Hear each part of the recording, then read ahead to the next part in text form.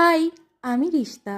বর্তমানে film স্টাডিজে masters করছি আর ভবিষ্যতে প্রচুর ভালো ভালো সিনেমা বানানোর স্বপ্ন নিয়ে এগিয়ে চলেছি। সামনেই আমার দিদির বিয়ে, জানো তো, তাই ভেবেছি এই কটা দিন সকালে চা না খেয়ে খালি পেটে একটা হেলদি জুস বানিয়ে খাবো। আর তার জন্য নিয়েছিলাম 2টো আমলকি, 2টো কাঁচা হলুদ, একটা বিট, কয়েকটা পুদিনা পাতা আর আদা। এইবার সব উপকরণগুলো দিয়ে একটা পেস্ট বানিয়ে নেব।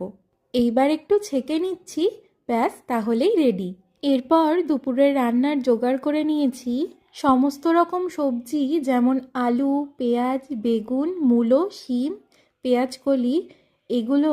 আর আমুদি মাছ দিয়ে বানাবো আজকে মাছের চচ্চড়ি। তবে দাঁড়াও, একটু খিদে পেয়ে গেছে, 2টো মালকিস্ট খেয়ে নিই। এরপর রান্না সেরে খাওয়া দাওয়া করে দুপুরের একটানা ঘুম দিয়ে উঠে সন্ধেয় বানিয়েছিলাম ফ্রেঞ্চ ফ্রাইজ। আজকের মতো আসি তবে। এরপর থেকে তোমাদের সঙ্গে আমার আরও কথা হতে থাকবে। টাটা।